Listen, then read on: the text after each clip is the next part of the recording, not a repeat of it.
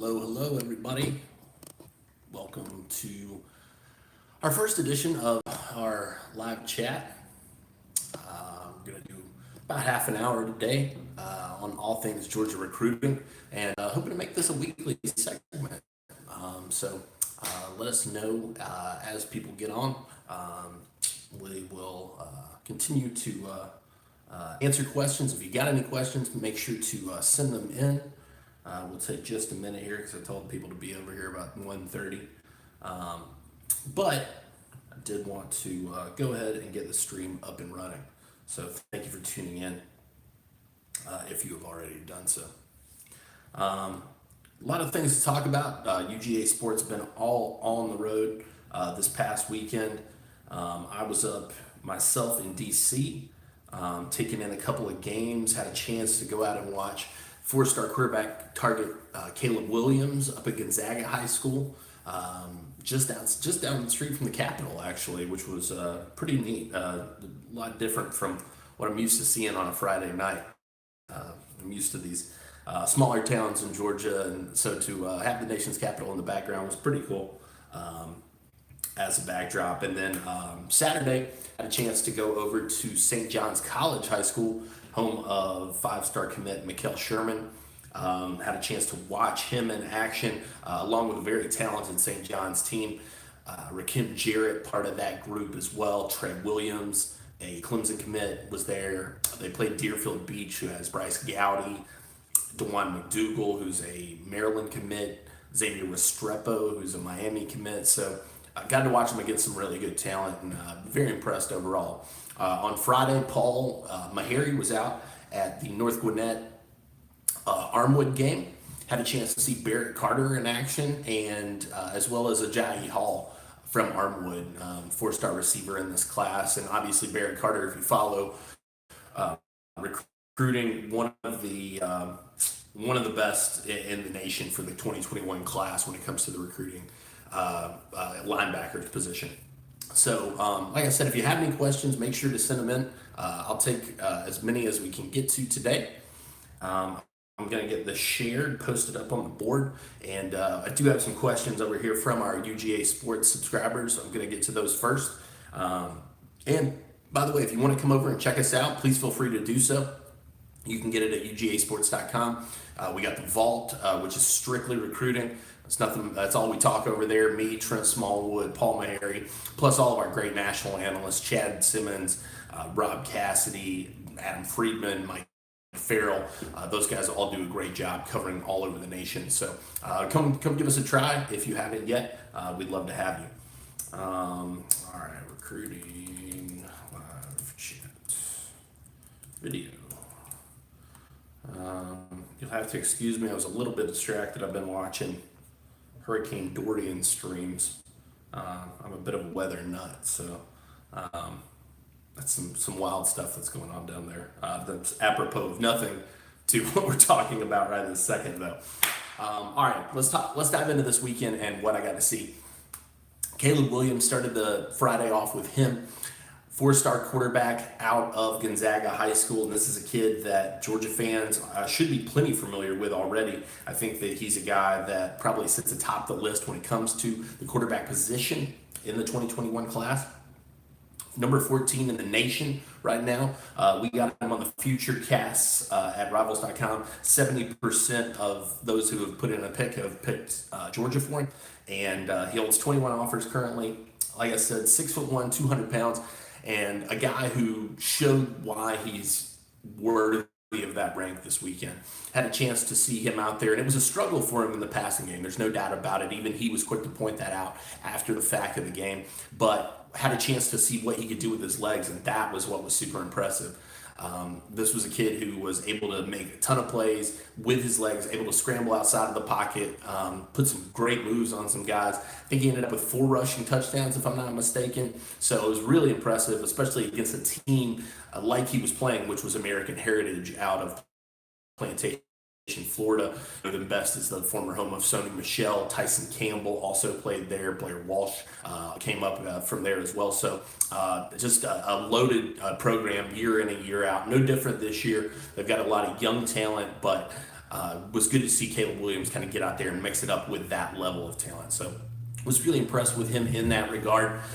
He didn't have to do too much through the air. They were able to really keep American Heritage on their heels with the running game, and he was successful. His running backs were successful. His line was getting great push. He's got Penn State commit at left tackle who looked great out there. The name escapes me right this second, but he was doing a fantastic job and really opening up some plays for those guys. And I gotta say, shout out to Gonzaga High School, because those kids were crazy. I've never seen a student section quite like it. It's an all-male school, and those guys had cheers for everything. They were ripping their shirts off. There was a guy in a kangaroo costume, which was great. So, if you love the atmosphere of high school football, it was a cool place to be for sure. Had a chance to catch up right now. If you search Pete Thamel, he's one of our national college guys. He did a great piece on Caleb about his recruitment and sort of this matrix that he and his father have come up with. It's a spreadsheet. There's a formula that they're trying to go by. Each category gets assigned a different number. And I had a chance to talk with him about that because it raised a lot of questions. A lot of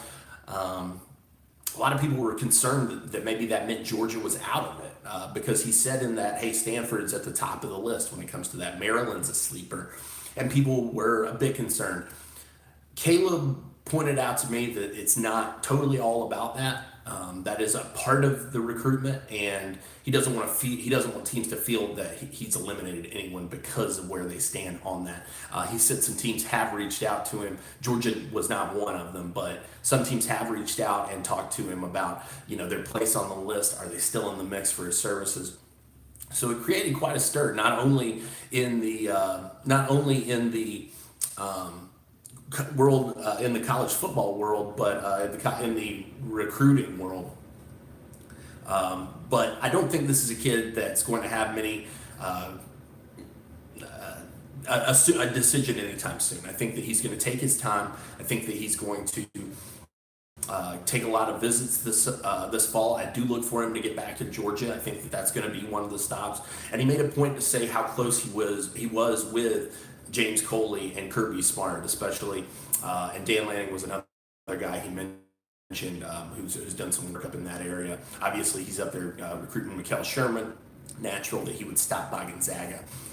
If you have any questions, like I said, please feel free to go ahead and send those in. But Caleb Williams, very impressive day for him overall. I thought he played very well, like I said, and Georgia going to be in the thick of this thing. I think that he's going to be looking at what the depth chart's like this year, behind Jake Fromm. Do we see some of those guys? How does Carson Beck perform over this high school season as well? Things like that are going to matter. I mean, I think it's part of the whole evaluation for this kid. So he would be, there's no doubt that he's well earned his 15th rank in the nation. I'm very impressed with the work he's done to get there. And let me share this over here on Twitter. Feel free to share this video too if you'd like. We want to keep doing more of these, and hoping to keep this up, make this a weekly thing, especially after games. I want to talk to you about the visitors that we saw out there, kind of how that impacts them as well. Recruiting chats.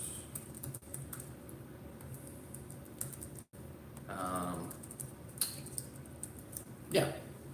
So, like I said, Caleb Williams, impressive kid to see in person, and do think Georgia is still in good standing there. Very interesting. The next day to see Mikel Sherman in action, a five-star linebacker, a guy I've never gotten to see in person, but pretty easy to see why he's a five-star when you see the guy on the hoof. I mean, it's no question this guy's a D1 linebacker. He totally carries the weight like that. You can tell he's been in the weight room, something fierce. And what was interesting is this year, St. John's has him playing the DN role, and I think that that's probably a good thing for his overall development. I think that he said kind of much the same, that it helps him round his game out, kind of adds some more tools to the pass rush toolbox for him, and the opportunity to, come at guys from different ways and learn how to, best get to the quarterback and disrupt, because that's what he's going to be asked to do when he gets to Athens. I was really inspired by what he had to say afterward, and I can't wait to get the article up. This is a kid who has told Adam Friedman, our Mid-Atlantic analyst at Rivals.com, that he wants to be a preacher when he gets older, and from talking to him, you can clearly get that vibe. He's a guy who is very, very well spoken, and like I said, almost inspiring. The things that he was saying, not typical for a guy his age, I don't think. So, but was saying, look, I'm focused on my season. There's no more shopping around. It's not a question of if I'm coming to Georgia. I'm not taking any other visits. I'm done. This is over. And what's interesting for Mikal is that he's not really going to have the opportunity to take a lot of visits this fall because his team plays almost exclusively on Saturdays. St. John's does not have stadium lighting because of a neighborhood ordinance. So it's a situation for them where they got to play their day games on Saturday. So if they're playing at home, it's a Saturday. Away from home, obviously, that's going to be a little tougher for him to make it anyway. So. But kind of a quiet day for Sherman. I think that he's still acclimating to that defensive end role. Clearly a little bit of a learning curve. Plus, coming back from the knee injury, blew out his ACL last year. Said though that he's got a little bit of lingering tendonitis, which is very typical of that injury. No real problems otherwise. Said he's feeling very good about his chances of getting in, making an impact over the course of this year. Not where he wants to be yet. Not a surprise. A guy who expects a lot out of himself. Certainly. Did say that he'd done some recruiting on Georgia's behalf. Said that he's been speaking to Darnell Washington. That's a guy I know everybody's interested in. 5-star tight end out of Las Vegas. Sherman's reaching out to him, working that ankle. He worked on Kendall Milton as well. He said, look, I'm trying to build this defense, but if I can get a few offensive guys along the way, hey, that's just a plus. So it looks like he's doing a good job there. But like I said, focused on his season. And he made clear to say, and I thought it was a very good point, to say that,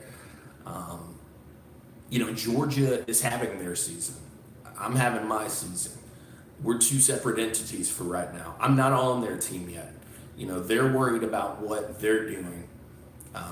They don't need to necessarily be worried about what I'm doing. They got big things to focus on. They got big goals for this year. He's got big goals of his own. So Sherman, a very level-headed approach, a kid who is very well thought out in this process, and I think is going to end up being a fan favorite when he gets to Georgia. I hope they put that kid in front of the camera frequently because he is definitely the kind of young man that you would like to have representing your university. I mentioned Paul and Trent had a chance to go out. Paul on Friday night, Thriller in Gwinnett County at North Gwinnett High School. Got a chance to see them against Armwood. Ajayi Hall, as I mentioned, a 4-star receiver in the 2021 class. Has Georgia on the list, has an offer from the Bulldogs, but really not a situation where it looks like Georgia feels very confident in here, nor does it look like they're giving a ton of chase at this point. I think it was a case of extending the offer, gauge the interest, and then check into other avenues. But Ajayi Hall has mentioned he may want to make an early decision, so that doesn't bode well for Georgia's chances necessarily. Clemson is a team to watch out for there, as well as the Florida schools, obviously, because he's down in Armwood. So, but Barrett Carter, Paul said, very impressive as always. That kid flies around. If you haven't had a chance to go watch his film, please do.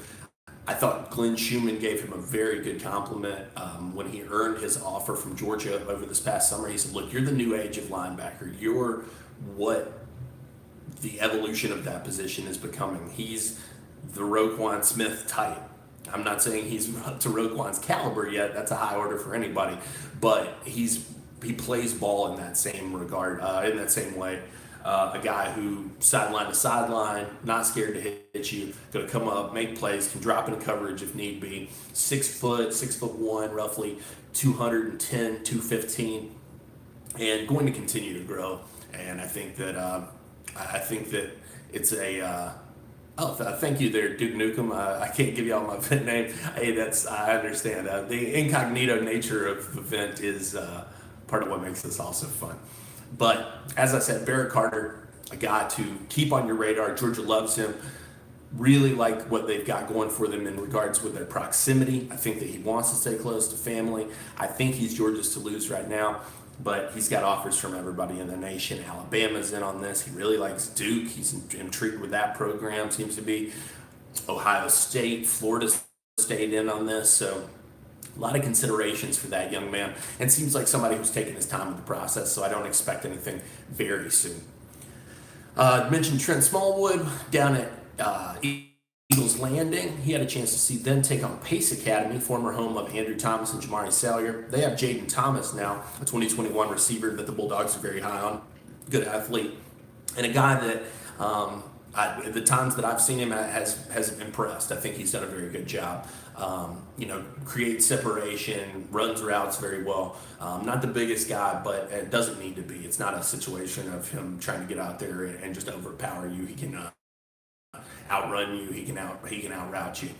But his competition across the field may be of a little bit more interest to Georgia fans, and that was Justin Robinson, a guy who has long been committed to Georgia, and a lot of people have, Duke, I'll get to that question in just a second. A lot of people have, wondered what's going on with Robinson. He doesn't do a ton of media, he doesn't talk a lot. Teams are still coming hard. Georgia Tech was, in particular, a team that he mentioned that's still really pushing for his services. Not a huge surprise, Jeff Collins trying to get the ATL locked down, but I think it's going to be a tough road to hoe for them. Robinson will probably take the visits. He'll get around. I'm expecting Notre Dame's going to get one. I think Virginia will get one along the way. He's going to take his opportunities, but right now I don't see him flipping. The interesting thing that he told Trent Smallwood, though, was that Georgia appears to be done at the wide receiver position, and that's quite interesting, especially if you consider that a guy like Arian Smith is still out on the board. Georgia was very heavily after him. Hassan, I'll get to that question here in just a second. But all the hype was around Arian Smith kind of going into the end of the summer, that last recruiting weekend of the year, or of the summer. He made the trip, but it's kind of up in the air at this point. I don't think anybody's got a great read on what that kid wants to do. The in-state schools look like they're going to be a huge factor. I think Florida is very compelling for him. Georgia, obviously, part of this right now, but we'll see. Well, it's going to be interesting. Labor Day weekend, go to work for me.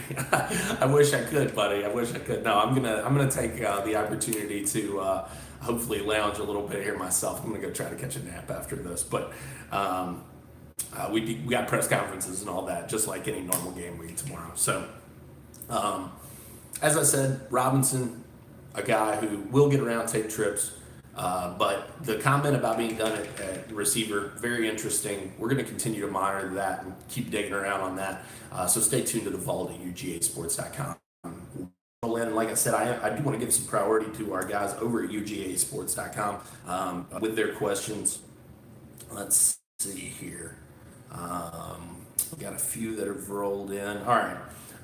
Texas Dog 94 wants to know, where do you think Sherman ends up at UGA, OLB or ILB? A guy with the capability to play both positions. There's no question about it. Very flexible in that regard. Physically, looks a lot like Quay Walker, I think. But based on what he was saying yesterday, it looks like outside linebacker is what he's projecting and what Georgia's seeing him as. I think that, he mentioned competing with Nolan Smith and Adam Anderson, and he said, look, if I want to be the best version of myself, these are the kind of guys I want to go up against. This is the kind of competition I have to be able to overcome. So I think I'm giving Sherman the nod toward OLB right now, but if it ends up being a case where they got great depth at that outside linebacker spot, continued great depth, he's a guy who can slide inside. It's not going to be a big problem for him. Very, very good player, regardless of where you put him. As long as you keep him in that middle of the defense, I think he'll be fine. Barks at Kids, which is a great name over on the vault, says, I'll paraphrase this to make it a little bit nicer. He says, how does that Tennessee loss help with Eric Gilbert? And a lot of people have been asking about that. Hassan Carter also asked, the hype died around Gilbert after Darnell announced his top four. Do you think we still get Gilbert? If Gilbert wants to go to Tennessee, let it go. He doesn't want to block, says Nakira Callaway. I disagree with that. I mean, look, if he wants to go to Tennessee, you still got to fight for the kid. He's a guy who is extremely impressive. Eric Gilbert is one of the best athletes in the nation, regardless of position. He's a guy who could put a hand in the ground. He could play linebacker. He could play wideout. He can play tight end. He can get it done. And so that's the kind of guy that you need if you're any college team. I think that he's a guy, though, that going into the summer, I felt a lot more confident about Georgia's chances with him. I did put in my future cast for Georgia to land him back in, I think it was April or May. I'm hesitant to change that just yet because I haven't heard anything solid enough to make me flip it, but I don't know that it's a situation where I still feel that Georgia is in the commanding lead that they once were. I think that Tennessee is the team to watch out for there. Clemson is another team that's in on this, and Alabama as well. So, how does that benefit Georgia? I think it does. He's also going to be watching, though, to see how Georgia utilizes the tight ends this year, and that's going to be a big test. Now, that's also a big test for Darnell Washington and Jermaine Johnson as well. So James Coley kind of got his work cut out for him on that front. Todd Hartley done a great job recruiting these guys, but they got to make sure they implement their current guys into the game plan to let these guys know, hey, look, we're going to make you a vital part of this offense. You're not just going to be out there blocking. Because while these guys are okay with that for the most part, they want to do their part and play any role that's asked of them. They do want the opportunity to get out there and make some plays, and they are great playmakers. So I think that, as I said, Darnell, Eric, and Theo, still the three to watch at the tight end position. Don't feel as good about Eric as I once did, but visits to come this season. We'll see how it goes. Wartown Dog fan wants to know an update on Zach Evans, and did he ever get a commitment date set in stone? He asked about Eric Gilbert and Darnell as well. We touched on those last two. So Zach Evans, though, I know a guy that everybody's curious about, number one running back in America. Look, he's keeping everybody on edge with that. I put in my future cast for Georgia. I feel confident in that. I think that the Bulldogs are standing in a good place with him. It's going to come down to the wire, I think, and it's going to be when the wire is. We've heard a multitude of rumors about when this could go down, how it could go down. Will it be later this season? Will it be soon? I'm leaning toward it being earlier rather than later. And I think that does benefit Georgia. I think that, the longer, I think getting him committed early would be a boost for them, give them a chance to visit a few times and kind of get comfortable with the other commits. Got to watch out for Texas A&M there, though. I think that's a big consideration. I'm not writing off the Longhorns either. There's a lot of in-state pull. So I think that his is going to be one to watch. As I said, though, I'm standing by my prediction right now of Georgia, and I think that they said well. Primetime Dog says, are there any flips this year that wouldn't surprise you that favor Georgia? I'm trying to think. Not a ton of guys just jump to my mind. I know that they'd love to flip a guy like Gervin Dexter or Gervon. I always say Gervin. I've been calling him that. I feel so bad because he said, oh, yeah, he introduced himself when I met him last time. Yeah, I'm Gervon. So Gervon Dexter, very impressive kid at Florida commit. Going to be tough to pull him away from the Gators, no doubt about it. But we'll see. And I think that if you see a situation, too, perhaps where Zach Evans makes a decision elsewhere, perhaps does that bring a guy like Marshawn Lloyd back into focus for Georgia? I'm definitely not writing off that possibility, as long as Evans is still up in the air. Looking around, don't see anybody necessarily that jumps off the page to me, though otherwise. Let's see. Football Dog fan says, name one guy nobody's talking about right now that could still end up in the class. It's a tough one because I feel like we've covered a lot of these names. I'm going to be interested to see how Miami bounces back. And, if Evans goes elsewhere, which I don't think he will, but if he were to, I think it would be interesting to watch Chaney, running back commit down there in Miami. He's from the Miami area, says he's fully locked in, but be interesting to watch how the Canes perform this year. If their offensive line continues to struggle like they did in game one, I think that's got to give some pause if you're a top tier running back. But he's a guy who wants to come in, rep for the hometown, so just another name to keep circled on your list. Kid says, how about the discipline Georgia played with? Very impressive. I thought it was good. They did a great job. Last night, had a chance to watch it with the world famous Burrow dog, for all you Vault followers over there. So very cool to hang with Burrow last night. Duke Nukem says, can you name 2 recruits outside of the state of Georgia that you enjoyed covering the most? I'll tell you one kid who jumps out to me right away. That is Devois Whaley, who's currently at Arkansas. Now, I don't know if you're just asking specifically about Georgia guys, but he was committed to Georgia for some time. And Devois was a kid who I talked to right after he picked up his offer from Georgia. We stayed in contact and was just seemed like a very good young man. Obviously a talented running back as well, and he's done a fantastic job for Arkansas. I think that he wanted to play in Athens, but the shakeups were just too much for him to handle. With all the departures, that was, I believe that was right around the time Rick was let go.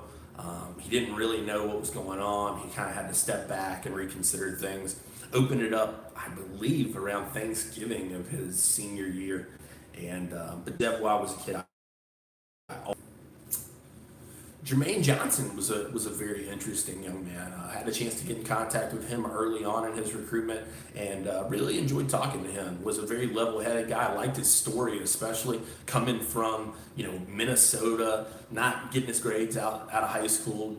Knew that he didn't take care of his business, but was looking for the redemption story. And it certainly looks like he's gotten that, finding his way to Athens. Really interested to see how he progresses the rest of the season. But those are 2 guys that really jump out to me early on. I'm trying to think if there's anybody else that just really catches my eye. Let me marinate on that one, dude. I'll come back to you on that one. But those are 2 guys right off the bat that I can tell you do. Like I said, we'll be wrapping up this session here very shortly, but I do want to thank you for tuning in today. If you enjoyed this, please give it a thumbs up. Please subscribe to UGA Sports on YouTube. We'd love to have you on there, and you can be alerted anytime a live video like this kicks off. We'll hopefully do this, like I said, almost every Sunday, kind of get things going. And should be plenty of stuff to talk about this season. 2020 class wrapping up quickly. 2021 right around the corner, but still some big holes to fill this year, and really interested to see how those go. So thank you guys so much today for tuning in. Please join us over at UGAsports.com. You can try us out for 30 days for $1. UGA30 is the promo code to get that. We'd love to give you a shot to come check out what we do, see what you think, and hopefully we'll make a customer out of you. But I appreciate everybody tuning in. Please share this if you would. Like I said, please subscribe to the page, and make sure to join us on Tuesday because we'll be back with Jim Donnan at Champies as always. Thank you guys for tuning in. Have a great Sunday.